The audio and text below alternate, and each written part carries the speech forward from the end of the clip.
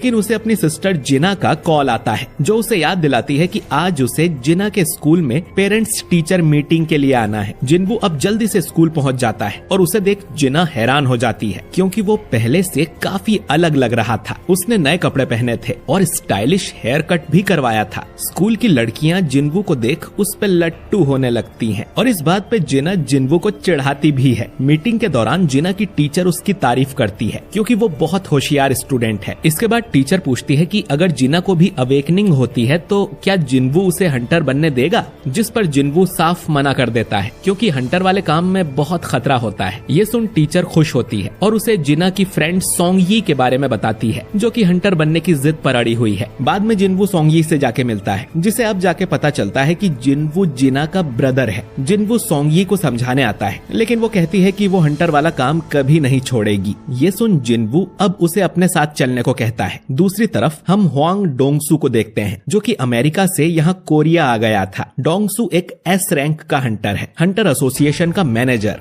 जिनचुल उसे लेने जाता है। जिनचुल को पता था कि डोंगसू यहाँ क्या करने आया है। डोंगसू यहाँ पर अपने भाई की डेथ का बदला लेने आया था जिसके लिए वो जिन्वू और जिन्हो को ढूंढेगा और उन्हें मार देगा। डोंगसू जिनचुल को सीधा धमकी भी देता है कि किसी में हिम्मत है तो उसे रोक के दिखाए। हंटर गिल्ड के हेडक्वार्टर्स में हम चोई और गनही को देखते हैं। चोई ने जेजू आइलैंड पर अपनी तीसरी रेड करवाई थी और रेड के दौरान उन्हें पता चला कि वहाँ जो एंट मॉन्स्टर है उन्हें पंख आने शुरू हो गए हैं। अगर वो उड़ना सीख गए तो बहुत खतरे की बात होगी क्योंकि फिर वो आइलैंड छोड़कर कहीं भी जा सकते हैं। इसके बाद हम एक सी रैंक के गेट को देखते हैं जहाँ जिन्वू सोंगयी को लेकर आता है। जिन्वू ने मिस्टर आन से इस गेट में जाने की परमिशन ले ली थी। जिन्वू को लग रहा था कि जब सोंगयी गेट के अंदर खतरनाक मॉन्स्टर को देखेगी तो खुद ही हंटर बनने का ख्याल छोड़ देगी, लेकिन सोंगयी को लग रहा था कि जिन्वू उसे यहाँ पर ट्रेनिंग करवाने के लिए लाया है। ये गेट असल में नए हंटर्स की प्रैक्टिस के लिए ही था। यहाँ पर किम नाम का एक ए रैंक हंटर भी था जो कि एक टैंक है और इस टीम का लीडर है। वो जिन्वू और सोंगयी जैसे छोटी रैंक वालों को देखकर गुस्सा करता है और सोचता है कि मिशन में ये दोनों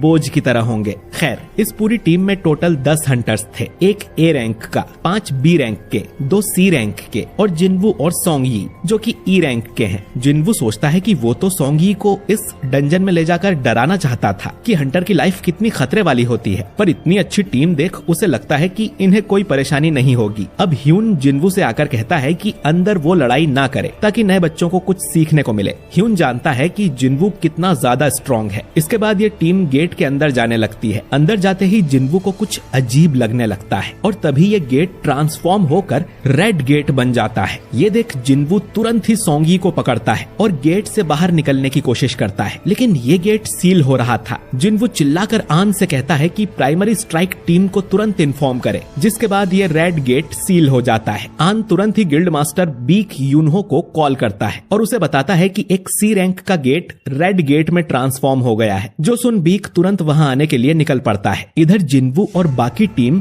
एक बर्फीली जगह पर पहुंच गई थी। सोंगयी पूछती है कि रेड गेट और नॉर्मल गेट में क्या फर्क होता है। जिन्वू बताता है कि रेड गेट ज्यादा खतरनाक होते हैं। एक बार उनमें एंटर करने के बाद ना कोई बाहर जा सकता है और ना कोई अंदर आ सकता है। ये लोग अब इस जगह से तब तक बाहर नहीं निकल सकते हैं जब तक ये यहाँ के बॉस को मार नहीं देते हैं और यहाँ के मॉन्स्टर्स भी ज्यादा खतरनाक होंगे। अचानक ही इनकी तरफ 2 एरो उड़कर आते हैं। एक एरो से एक आदमी तुरंत ही मर जाता है। दूसरा एरो सोंगयी को मारने के लिए था, लेकिन जिन्वू उसे अपने हाथ से ही पकड़ लेता है और सोंगयी को बचा लेता है। ये चीज पार्क हीजिन नोटिस करती है कि जिन्वू की स्पीड कितनी तेज है। इसके बाद ये पेड़ों पर 2 आइस एल्फ्स को देखते हैं जिन्होंने ये एरोस चलाए थे। इन लोगों ने टीम के 2 सबसे कमजोर लोगों को टारगेट किया था, यानी कि इन एल्फ्स के पास दिमाग है। जिन्वू ये देख बहुत गुस्सा होता है और अपने हाथ से उस एरो को तोड़ देता है। ये एल्फ्स इनका मजाक उड़ाते हैं और फिर जंगल में चले जाते हैं। सोंगयी कांपते हुए जिन्वू से पूछती है कि वो क्रीचर्स क्या थे। जिन्वू बताता है कि उन्हें आइस एल्फ्स या आइस स्लेयर्स भी कहा जाता है और वो बहुत बुरे होते हैं। किम अब बोलता है कि बाहरी दुनिया से हमें कोई सपोर्ट नहीं मिलने वाला है और यहाँ हमारा सामना बी रैंक या उससे ऊपर के मॉन्स्टर से होगा। तो अगर जिंदा रहना चाहते हो तो मेरा ऑर्डर मानो, क्योंकि उन सब में वो सबसे हाई रैंक का है। किम कहता है कि उन्हें 2 ग्रुप्स बनाने चाहिए। उसका ग्रुप गेट खोलने का कोई रास्ता ढूंढेगा और बॉस को जाके मारेगा। वो सभी स्ट्रॉन्ग हंटर्स को अपनी टीम में ले लेता है और जो लोग कमजोर थे उन्हें मना कर देता है। उसे बस हाई रैंक वालों से मतलब था। बाहर का 1 घंटा यहाँ के 1 दिन के बराबर होता है, तो हो सकता है कि इन्हें कई दिनों तक यहाँ रहना पड़े, तो कमजोरों को अपने साथ रखने से इनका टाइम ही वेस्ट होगा, तो ये लोग अपना देख लें। अब बी रैंक वाली हीजिन कहती है कि वो कमजोर टीम को ज्वाइन करना चाहती है। किम इसके लिए मान जाता है और मन में सोचता है कि ये कितनी बड़ी बेवकूफ है। हीजिन अब जिनवू के पास जाकर कहती है कि उन एरोस को किसी ने आते हुए भी नहीं देखा था सिवाय जिनवू के,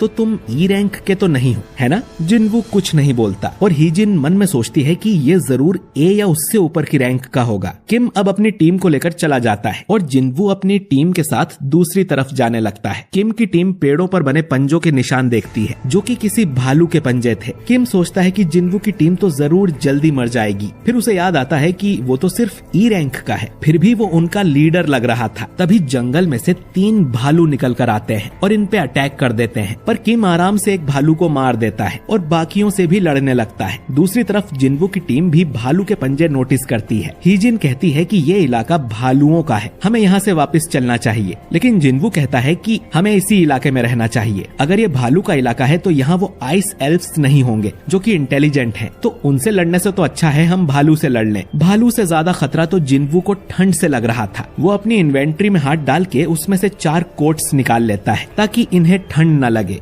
सब लोग पूछने लगते हैं कि उसने ये जादू कैसे किया। सोंगी भी पूछती है कि आखिर तुम हो कौन? जिनवू सोंगी से कहता है कि उसकी वजह से वो इस झमेले में पड़ गई है, तो उसे सुरक्षित रखना जिनवू की जिम्मेदारी है। बदले में उन सबको अपना मुंह बंद रखना है, कोई उससे किसी तरह का सवाल नहीं करेगा। तभी एक आइस बियर इनकी तरफ आता है जिससे लड़ने को जिनवू तैयार था। इधर बीक भी गेट के पास आ गया था। आन उसे बताता है कि टीम के साथ ई रैंक का जिनवू भी अंदर गया है और शायद उसे री अवेकनिंग हुई है क्योंकि वो पहले से कहीं ज्यादा पावरफुल हो गया है। ये सुन बीक चौंक जाता है। तभी डोंगसू भी यहाँ पहुँच जाता है। वो यहाँ जिनवू को मारने आया था, लेकिन जिनवू तो अब रेड गेट के अंदर फंस गया है जिसे डोंगसू भी नहीं तोड़ सकता। जिनचुल मन में कहता है कि तुम किस्मत वाले हो जिनवू, जो डोंगसू के हाथों से बच गए। इधर जिनवू ने अकेले ही कई सारे आइस बियर्स को मार दिया था और फिर उन्हीं को पकाकर उसकी टीम खाने लगती है। इन्हें अब उतना खतरा भी नहीं है क्योंकि इलाके के लगभग सारे भालू जिनवू मार चुका था। हो सकता है कि गुफाओं में कुछ भालू बचे हों। खैर, जिनवू इनसे कहकर गया था कि खाने के बाद उसे एक्सरसाइज करनी है, लेकिन इधर जिनवू भालुओं की गुफा के सामने खड़ा था जिसमें से कई सारे भालू बाहर निकलते हैं। इनसे लड़ने के लिए अब जिनवू अपनी शैडो आर्मी को समन करता है जो जाकर ज्यादातर भालुओं को मार देते हैं। आखिर में झुंड का लीडर बाहर आता है जिसका शैडो आर्मी कुछ बिगाड़ नहीं पा रही थी, तो उसे मारने जिनवू अपने सेनापति इग्रिस को भेजता है। इग्रिस जाकर उस बड़े से भालू को आराम से मार देता है और जिनवू को पता चलता है कि इग्रिस तो उससे भी स्ट्रॉन्ग है। पिछली बार अगर वो तलवार से ही लड़ रहा होता तो जरूर जिनवू को मार देता। इधर हम दूसरे ग्रुप को देखते हैं जिनमें सभी को आइस एल्फ्स ने मार दिया था। सिर्फ किम ही जिंदा बचा था जो कि इन भयानक एल्फ्स को देखकर डर के भाग जाता है। आखिर में हम एल्फ्स के लीडर को देखते हैं। तक हमने देखा कि जिनवू डंजन के सारे भालू मार देता है। इसके बाद वो अराइज बोलता है जिससे इन भालुओं की लाशों में से उनकी शैडोज निकलती हैं और अब से ये भालू भी जिनवू की शैडो आर्मी में शामिल हो गए थे। रेड गेट को खुले 3 घंटे हो चुके हैं, यानी कि अंदर के लोगों के लिए 3 दिन बीत गए होंगे। डोंगसू कहता है कि वो जिनवू तो अब तक मर गया होगा, वो फालतू में इतनी दूर आया। फिर वो पूछता है कि जिनवू तो व्हाइट टाइगर गिल्ड का मेंबर नहीं है ना, तो फिर वो टीम के साथ अंदर कैसे गया? मैनेजर आन बोलता है कि जिनवू मेरी पहचान का है, वो सी रैंक रेड को देखना चाहता था, इसीलिए मैंने उसे अंदर जाने दिया। ये सुनकर डोंगसू आन का गला पकड़कर उसे उठा देता है। वो समझ गया था कि आन झूठ बोल रहा है। आन हमेशा ही अच्छे हंटर्स को ढूंढ कर लाता है, तो इस ई रैंक वाले जिनवू में ऐसा क्या खास है? बेक अब डोंगसू का हाथ पकड़ लेता है और उसे कहता है कि आन को जाने दो। दोनों में अब बहस होने लगती है और दोनों ही एस रैंक के हंटर्स हैं। अगर इन दोनों में लड़ाई हुई तो तबाही मच जाएगी। खैर, वो दोनों अब एक दूसरे को गुस्से में पंच मारते हैं जिससे बड़ा धमाका होता है, लेकिन जिनचुल इनके बीच आकर इनके हाथ पकड़ लेता है। जिनचुल को देख दोनों ने अपनी ताकत रोक ली थी, वरना उनके पंच से जिनचुल के दोनों हाथ डिस्ट्रॉय हो जाते। जिनचुल अब डोंगसू को बताता है कि वो 2 महीने पहले जिनवू को चेक करने गया था, वो तब भी ई रैंक था और अब भी ई रैंक ही होगा, तो वो डोंगसू के भाई को कैसे मार सकता है? अब डोंगसू बोलता है कि मतलब असली कातिल वो यूजिन कंस्ट्रक्शन वाला जिनहो होगा। जिनचुल पूछता है कि फिर तुम जिनवू को मारने क्यों आए हो? जिस पर डोंगसू कहता है कि उसे तो बस एक बहाना चाहिए था किसी को मारने के लिए। तभी डोंगसू को एक मैसेज आता है जिसे पढ़ने के बाद वो वापस अमेरिका जाने लगता है। मैनेजर आन मन में सोचता है कि इनमें से किसी को नहीं पता कि जिन्वू कितना पावरफुल है, वो जरूर इस गेट से जिंदा वापस आएगा। दूसरी तरफ हम किम को देखते हैं जो कि उन आइस एल्फ्स से अपनी जान बचा के भाग रहा था। उसे बहुत ठंड भी लग रही थी। तभी वो अपने सामने उन भालुओं की लाश देखता है और सोचता है कि ये काम उस कमजोर टीम का तो हो ही नहीं सकता, जरूर आइस एल्फ्स ने इन्हें मारा होगा। ये सोचकर वो डर के मारे फिर से भागने लगता है। चलते हुए उसे जिन्वू की टीम दिखाई देती है। वो देखता है कि ये लोग तो मजे से पिकनिक मना रहे थे। वो सोचता है कि ये लोग अब तक जिंदा कैसे बच गए और इनके पास गर्म कपड़े, कंबल और टेंट कहां से आ गया। ये देख अब किम को बहुत गुस्सा आता है। वो चिल्लाते हुए इनसे कहता है कि तुम्हारे पास ये कहां से आया? अगर ये सामान मेरी टीम के पास होता तो वो लोग भी जिंदा बच जाते। बताओ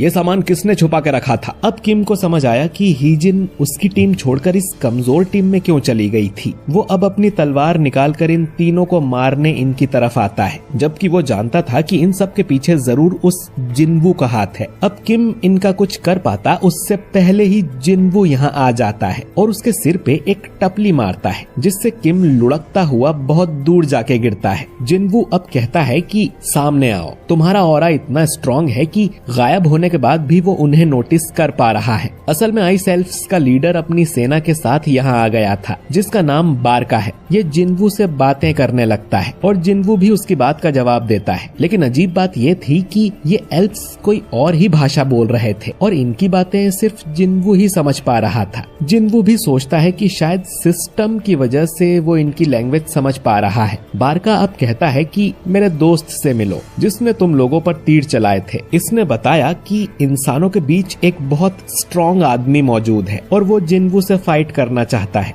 बारका की बात खत्म भी नहीं हुई थी कि उससे पहले ही जिन्वू उस एल्फ की गर्दन उड़ा देता है, जो देख बारका भी समझ जाता है कि जिन्वू में जरूर कोई बात है। जिन्वू बारका पर भी अटैक करता है, लेकिन वो उसके अटैक से बच जाता है। बारका अब रिवील करता है कि उन सभी मैजिक बीस्ट्स के अंदर एक आवाज होती है जो उन्हें इंसानों को मारने का बोलती है, लेकिन ये आवाज जिन्वू को मारने का नहीं बोल रही थी। तो उसे लग रहा था कि जिन्वू कोई इंसान नहीं है। जिन्वू अब सोचता है कि उसका सिस्टम भी तो उसे ऐसे ही ऑर्डर्स देता है। शायद जिन्वू सिस्टम का एक प्लेयर है, इसीलिए ये लोग उसे इंसान नहीं समझ रहे। बारका अब जिन्वू से कहता है कि हमें समझौता करना चाहिए, तुम्हारे पीछे छुपे इंसान हमें दे दो और हम तुम्हें जाने देंगे। जिन्वू पूछता है कि आखिर तुम लोग हो कौन और इंसानों को क्यों मारना चाहते हो। बारका बताने लगता है कि आखिर वो कौन है, लेकिन अचानक ही उसमें कुछ ग्लिच होता है और वो फिर से अपनी लाइन रिपीट करता है कि इंसानों को हमें सौंप दो। जिन्वू भी ये ग्लिच नोटिस कर लेता है और सोचता है कि आखिर वो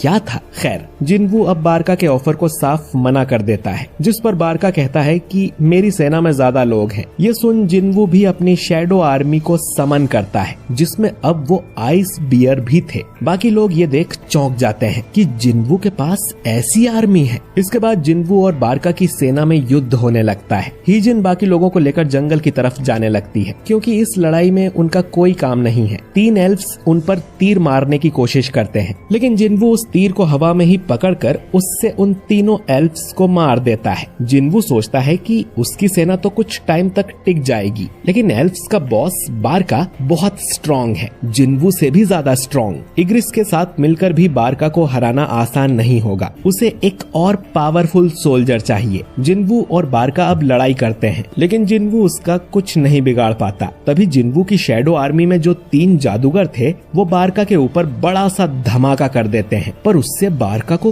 कुछ नहीं होता। इधर किम को भी होश आ जाता है और जिन्वू को सामने देख वो उसे मारने के लिए उसकी तरफ दौड़ने लगता है। जिन्वू अब इग्रिस को बुलाकर उससे किम को मरवा देता है और फिर अराइज कहकर किम की लाश में से उसकी शैडो बाहर निकाल लेता है, जो कि बहुत खतरनाक लग रहा था। और ये भी अब जिन्वू की सेना का सिपाही बन गया है। जिन्वू कहता है कि अब से तुम्हारा नाम आयरन होगा। बारका अब आयरन पर हमला करता है और देखता है कि आयरन दिमाग से पैदल है, लेकिन उसमें ताकत बहुत है। इधर सोंगयी हीजिन से पूछती है कि क्या सारे डंजन्स में इसी तरह युद्ध होते हैं। हीजिन कहती है कि बिल्कुल नहीं, वो तो पहली बार ऐसी लड़ाई देख रही है। खैर, इधर जिन्वू, आयरन और इग्रिस तीनों मिलकर बारका से लड़ने लगते हैं। बारका तीनों को ही अच्छी फाइट दे रहा था। जिन्वू उसके अंदर एक चाकू घुसा देता है, लेकिन बारका को ज्यादा चोट नहीं आती और वो कहता है कि मुझे हल्के में समझना बंद करो। जिन्वू कहता है कि तुम सच में काफी स्ट्रॉन्ग हो, लेकिन तुम्हारी सेना कहाँ गई?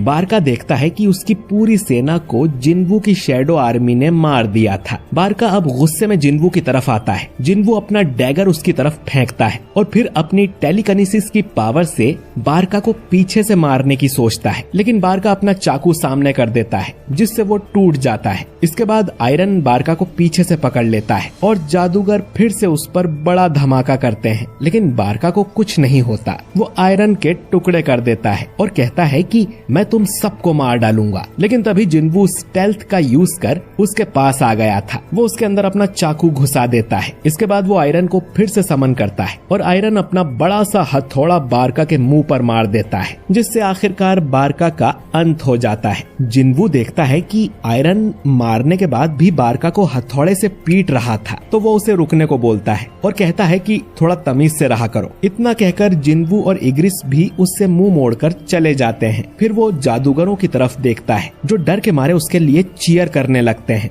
जिन्वू के साथ ही चैन की सांस लेते हैं और क्योंकि जिन्वू ने डंजन के बॉस को मार दिया था तो इनके लिए बाहर जाने का गेट भी खुल जाता है, जो देख सभी खुश हो जाते हैं। जिन्वू सोचता है कि जाने से पहले उसे बारका को भी अपनी शैडो आर्मी में शामिल कर लेना चाहिए। इधर आन कहता है कि अब तक तो गेट के अंदर एक हफ्ता बीत गया होगा। वो प्रेसिडेंट बेक से घर जाके आराम करने को कहता है, लेकिन बेक कहता है कि उनकी गिल्ड के मेंबर्स अंदर फंसे हुए हैं तो वो यहाँ से नहीं जाएगा। तभी ये रेड गेट बदल कर ब्लू हो जाता है और हंटर्स उसमें से बाहर आने लगते हैं और बेक ये देखकर हैरान हो जाता है। ए रैंक का किम जिंदा नहीं बचा, बल्कि जितने भी लो रैंक के हंटर्स थे वो ही जिंदा बच के आए हैं। जिन्वू को देख आन खुश हो जाता है। उसने तो बोला था कि जिन्वू को कुछ नहीं होगा। इसके बाद वो गेट बंद हो जाता है। जिन्वू अब सोंगयी से कहता है कि चलो तुम्हें घर छोड़ देता हूँ। बेक जिन्वू को रोकते हुए कहता है कि मुझे तुमसे कुछ सवाल पूछने हैं, लेकिन जिन्वू कहता है कि उसका मूड नहीं है, वो थक गया है। ये सुन बेक गुस्सा हो जाता है कि ये लड़का उसका ऑर्डर कैसे नहीं मान रहा। वो उसके कंधे पर हाथ रखकर कहता है कि उसकी गिल्ड के 6 मेंबर्स मर चुके हैं, तो वो जानना चाहता है कि अंदर ऐसा क्या हुआ। जिन्वू अब कहता है कि आपके बाकी मेंबर्स की जान मैंने ही बचाई है, तो आपको मुझे शुक्रिया कहना चाहिए। ये सुन बेक अब जिन्वू को छोड़ देता है और उससे माफी मांगता है। जिन्वू सोंगयी को लेकर यहाँ से निकल जाता है। हीजिन बेक को बताती है कि डंजन के बॉस को हराने के बाद से ही उसका मूड कुछ ठीक नहीं है। आन कहता है कि वो थक गया होगा, इसका मतलब ये नहीं कि वो बुरा आदमी है। बेक समझ गया था कि जिन्वू में कुछ तो बात है और वो आन को काम पे लगा देता है कि कुछ भी करके जिन्वू को हमारी गिल्ड में भर्ती करो। इधर जिन्वू सोंगयी को उसके घर छोड़ देता है। सोंगयी जिन्वू को आज के लिए शुक्रिया करती है और कहती है कि अगली बार किसी डंजन में जाना हो तो वो तैयार है। जिन्वू का मूड इसीलिए खराब था क्योंकि वो बारका को अपनी शैडो आर्मी में शामिल नहीं कर पाया है। जिन्वू अभी उस लेवल पर नहीं है। कम से कम उसे बारका का हथियार तो मिल गया और एक नया सोल्जर भी, लेकिन उसके लिए उसे किम को मारना पड़ा और ये तीसरी बार है जब जिन्वू ने किसी इंसान को मारा था। अगली सुबह जिन्हो जिन्वू को लेने आ जाता है। वो रास्ते में से सोंगयी को भी उठा लेते हैं जो कि अच्छे से तैयार होके आई थी। साफ पता चल रहा था कि सोंगयी जिन्वू को लाइक करने लगी है। वो जिन्वू से कहती है कि कल रात तो उसे नींद ही नहीं आई। जिन्वू ने उसे इतनी लेट जो छोड़ा था।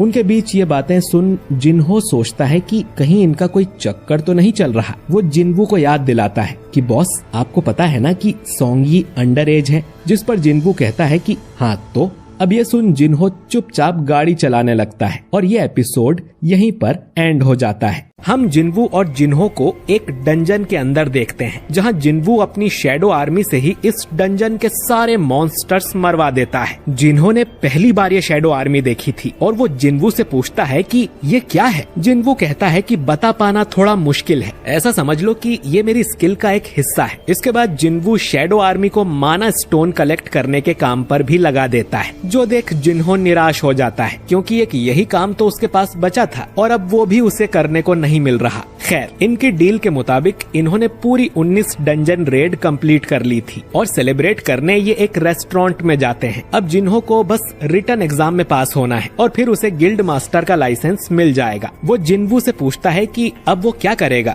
जिन्वू कहता है कि कुछ दिनों के लिए उसे बाहर जाना है। जिन्हों को अब थोड़ी चढ़ गई थी। वो बोलता है कि उसका एक बड़ा भाई है, लेकिन उनकी आपस में बिल्कुल नहीं बनती। वहीं दूसरी तरफ जिन्वू ने न सिर्फ उसकी जान बचाई बल्कि उसकी मदद भी की। तो वो सोचता है कि काश जिन्वू उसका बड़ा भाई होता। ये सुन अब जिन्वू बोलता है कि ठीक है, आज से तुम मेरे छोटे भाई हुए। जो सुन जिन्हो बहुत खुश होता है। दूसरी तरफ अमेरिका में हम एक डंजन को देखते हैं जिसमें एक हंटर अपनी जान बचा के भाग रहा था, क्योंकि इस डंजन में उन्हें कोई मॉन्स्टर नहीं बल्कि एक हट्टा कट्टा इंसान मिला था। ये आदमी बोलता है कि डरो मत, मैं इंसान हूँ, मुझे घर जाना है। इसके बाद इस आदमी को जेल में बंद कर दिया जाता है, क्योंकि इन्हें शक था कि ये कोई मॉन्स्टर है जिसने इंसान का रूप लिया हुआ है। इस आदमी का कहना था कि ये 10 साल से एक डंजन में फंसा हुआ था और अब जाकर बाहर निकला है। इस आदमी का नाम है संगिल हुआन, लेकिन क्योंकि ये इंग्लिश नहीं बल्कि कोरियन बोलता था, इसलिए इससे पूछताछ करने के लिए डोंगसू को यहाँ बुलाया गया है। दूसरी तरफ जिन्वू जिना को बताता है कि वो कुछ दिनों के लिए बाहर जा रहा है। जिना को लगता है कि वो अपनी गर्लफ्रेंड से मिलने जा रहा होगा, लेकिन जिन्वू कहता है कि ऐसा नहीं है। असल में जिन्वू डीमन किंग के कैसल में जा रहा था, क्योंकि ये वाला मिशन पूरा करने पर उसे एलिक्सर ऑफ लाइफ मिलेगा, जो कि दुनिया की किसी भी बीमारी को ठीक कर सकता है। तो जिन्वू उसका इस्तेमाल करके अपनी मदर को ठीक कर लेगा। अब कैसल में एंटर करते ही सिस्टम जिन्वू को एक क्वेस्ट देता है, जो था कि उसे 10,000 डीमंस को मारना होगा और जिन्वू उनसे लड़ने के लिए तैयार था। इधर जिन्हो अपने फादर से रिक्वेस्ट करता है कि उनकी जो नई गिल्ड खुलने वाली है उसका हेड वो बड़े भाई की जगह जिन्हो को बना दे। उसके फादर इसके लिए मान जाते हैं, लेकिन उनकी एक शर्त थी, जिन्वू को हमारी गिल्ड में भर्ती कर लो। अगर ऐसा हुआ तो जिन्हो को कंपनी का हेड बना देंगे। इधर जिन्वू कुछ डीमंस को मार देता है और उसे ये भी पता चलता है कि यहाँ वो जो डीमंस मार रहा है इन्हें वो अपनी शैडो आर्मी में शामिल नहीं कर सकता। खैर, उसे बहुत दूर जाना था, तो वो अपनी शैडो आर्मी में उस